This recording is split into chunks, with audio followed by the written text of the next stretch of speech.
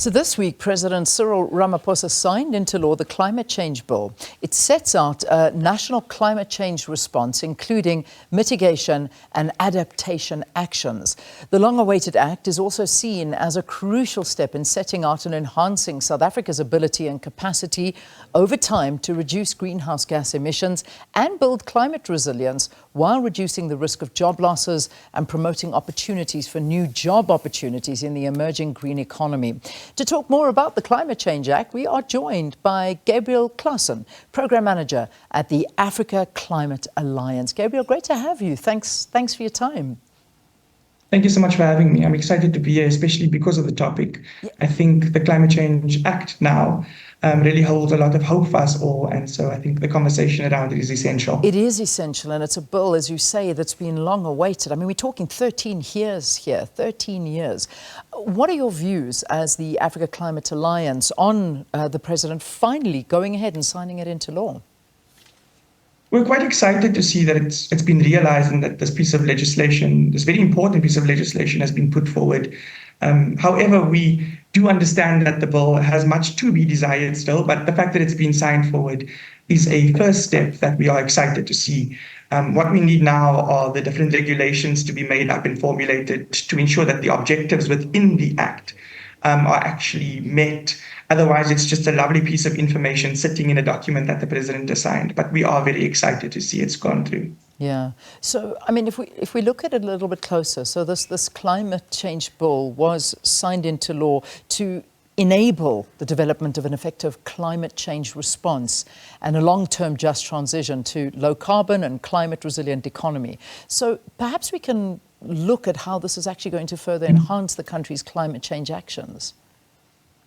So the hopes are that this is actually the master plan, or the master document, as it were, to kind of help govern and help our different departments understand what regulations are in place, what standards are in place, what processes need to be in place to ensure that we are meeting not only our international objectives, but the objectives inside our country to ensure that people and planet are properly sustained. Unfortunately, what we're seeing is that at the moment, things like the Gas Master Plan, the Upstream Petroleum Development Bill, and currently the Draft Integrated Resource Plan 2023 are put forward, all documents which conflict with that act. And so the hope is that this bill actually helps govern and guide and mitigate a lot of the climate issues that we are experiencing in Cape Town, the flooding, the droughts, the wildfires. All of these natural disasters are going to continuously get worse. And the hope is that this act puts forward laws and regulations that protect people and our daily needs and human rights. Yeah, I mean, this is something that we certainly are seeing more and more, and everybody talks to it, the changing climate, the adverse weather conditions, it's becoming detrimental. But if we look at South Africa's climate change policies currently, how are they, and what will the success of the Act actually depend on? Yeah. I think what we're seeing right now is that a lot of and I mentioned a few of those different things that conflict with some of the policies that we see in place. Unfortunately, much like many things in this world, our current policies or strategies are amazing on paper, but we aren't really seeing them being implemented on the ground where the most affected are. And so if we are to go forward with them at the current status that they are in, we're not actually going to be seeing the way that justice needs to be centered, the way that transparency needs to be centered, accountability and good governance needs to be centered. The hope is that this act, this Climate Change Act, this very important piece of information, this very important piece of legislation will help ensure that these things are met. Unfortunately, right now, we're seeing bills and acts and policies come forward that still allow for 1,500 megawatts of new coal-fired power, for example, or an increase of 7,000 megawatts of new gas. All things that actually contribute to our greenhouse gas emissions rather than reduce them.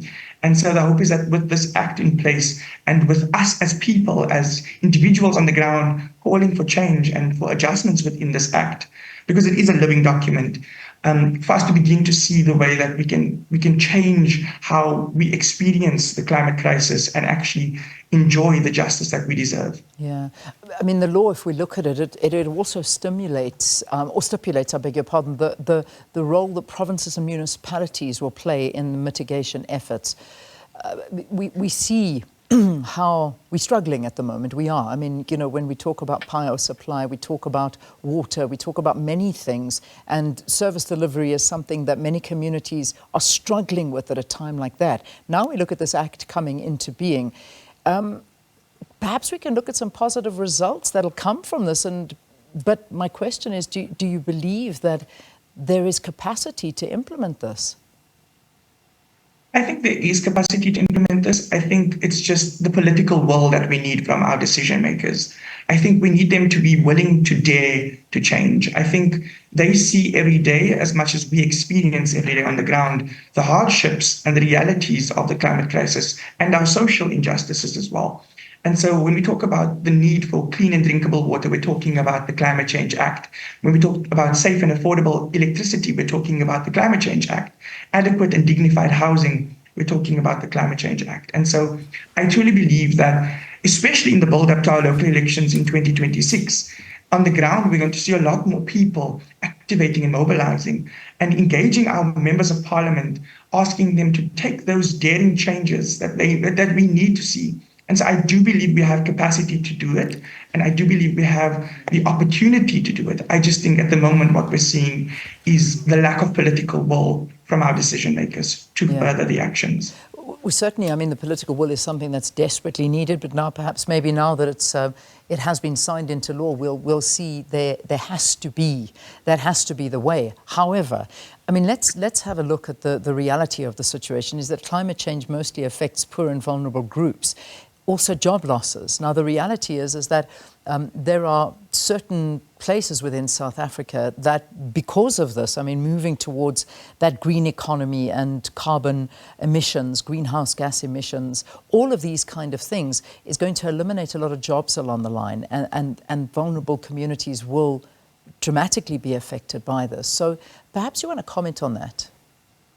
Of course. And I think oftentimes that's a narrative that is kind of spun by the kind of coal industry, for example, where we are seeing that jobs will be lost. But automatically we're going to start seeing as this non-renewable source, which is coal, is going to start disappearing. And we're going to start seeing retrenchment from the coal industry as early as late 2025.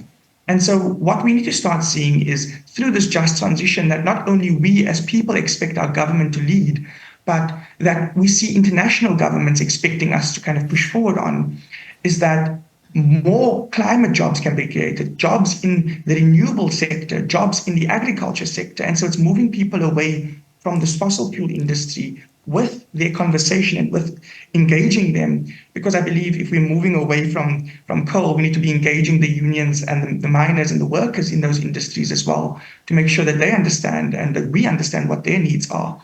It's actually a transition, not only of energy, but a transition of economic spaces and social spaces, of health, of well-being, of clean and safe jobs as well, rather than jobs that, as we're currently seeing, are affecting not only people's livelihoods, but are also already on the decline. And so I do believe the conversation about jobs and economic status and well-being is actually governed quite well within this climate strategy as well, because we understand that in the transition, we need to make sure that no one is left behind. So, I mean, when you look into it quite deeply, I mean, I know we don't have time to look at, there's kind of, there's 6 ways that have been highlighted that this act can actually help and assist South Africa in this fight against climate change. And one of them is mandating carbon budgets. This one certainly, whenever you want to hit, you hit the pockets of companies, and this is something that is hopefully going to be doing that. Do you think this would be one of the big things that could enforce this law even harder? I truly do think it would be the case. I think what we do need to see, though, is it needs to become a little bit more robust than it currently is. Otherwise, we're going to start seeing this idea of pay as you pollute, where industries don't mind paying the additional tax, don't mind paying the money that they need for the repercussions of their emissions, if it means that they can make more profits themselves and just pay it overnight. And so I do think that we need to see more robust action on it. But I do believe that a carbon tax is one of the ways that we begin to start seeing the ways that we are holding those big multinational corporations accountable for the way that they're not only impacting our economy, but our people on the ground as well, and their health and well-being. Yeah, it is. I mean, there's a lot of critics out there in terms of this, because when you look at the West and what they are doing, they very much so are not practicing what they preach and practicing what they are enforcing onto the continent. And I mean, and we know it as a fact that, you know, Africa in general, and we look at South Africa, I mean, our contribution to the global standard of the gas emissions and the pollution that's taking place is minuscule in comparison. So, I mean, we look at this Paris Agreement, but other countries, are they really taking this as seriously as perhaps we are? I think something that my mother, when I was having a conversation with her, she always says is, well, if your brother's doing something naughty, does that mean you do something naughty? And it sounds silly, but I do believe that what we see in this opportunity right now is, as the global north, as the West, and these more quote unquote developed countries begin to continue their nonsense on the side as it relates to emissions, is that it actually puts South Africa in a perfect position where we are perfectly placed to not only see the alternative, but to act on the alternative and become a leading force in the just transition. I think we are perfectly placed because not only are we blessed with the elements to guide us through renewable energy, an abundance of it, but actually what we're seeing is that we are actually at the tipping point of, actually, do we continue with fossil fuels because those who have actually used our natural resources and built their economies on our natural resources are doing it as well? Or do we divert from what the kind of sheep-mindedness is of the West and actually say, no, we are going to be the leading forces in the just transition. We're going to be the leading forces in kind of guiding the way forward. Whilst South Africa, is not as kind of high up, we are number 12 on the highest emitting countries in the world. And we are one of the biggest emitting countries in Africa. And so I do believe we are perfectly placed to see the alternative, but also act on it. Right. But yeah, I think just that point about don't be naughty because you're seeing others being naughty. Act in the right direction. All right, Gabriel, thank you. Thanks for your views on this one. Gabriel Klaasen is a program manager at the Africa Climate Alliance, talking to us about the climate change bill that was signed into law by the president this week.